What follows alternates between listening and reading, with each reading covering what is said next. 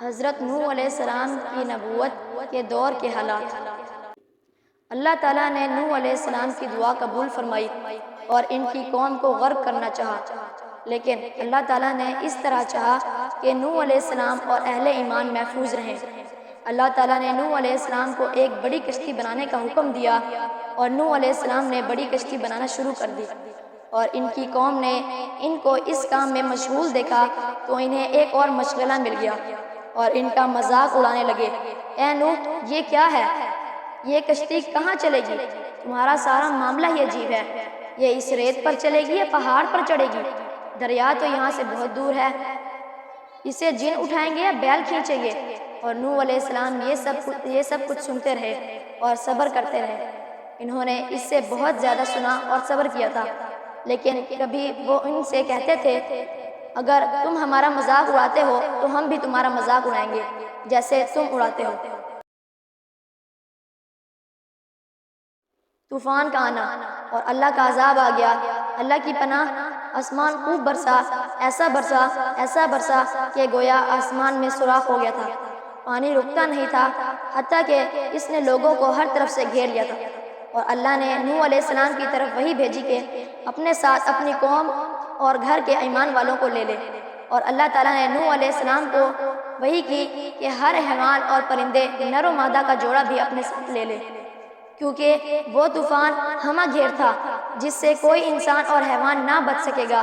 چنانچہ نوح علیہ السلام نے ایسا ہی کیا۔ ان کے ساتھ کشتی میں ان کی قوم کے مومن تھے اور ہر حیوان اور پرندے کا جوڑا بھی، اور کشتی چل پڑی۔ ان سواریوں کے ساتھ پہاڑوں جیسی موجود بھی چلتی تھی۔ قوم ہر اونچی جگہ اور بلند مقام پر چڑھ گئی، اور وہ اللہ کے عذاب سے بھاگتے تھے، لیکن اللہ کے بغیر پناہ گاہ کہاں۔ نوح علیہ السلام کا بیٹا۔ نوح علیہ السلام کا بیٹا جو کافروں کا ساتھی تھا۔ نوح علیہ السلام نے اپنے فرزند کو طوفان میں دیکھا تو فرمایا، اے بیٹے، ہمارے ساتھ کشتی میں سوار ہو جا اور کافروں کا ساتھی نہ بن۔ اس نے جواب دیا، میں عنقریب پہاڑ کی طرف پناہ لے لوں گا جو مجھے پانی سے بچا لے گا۔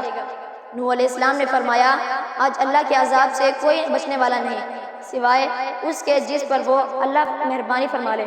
وہ ڈوب گیا۔ نوح علیہ السلام نے بیٹے کی ہلاکت پر غمگین ہوئے۔ وہ کیسے غمگین نہ ہوتے؟ وہ ان کا بیٹا تھا۔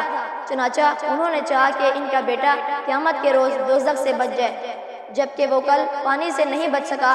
آگ تو پانی سے زیادہ سخت ہے، اور یقیناً آخرت کا عذاب زیادہ سخت ہے۔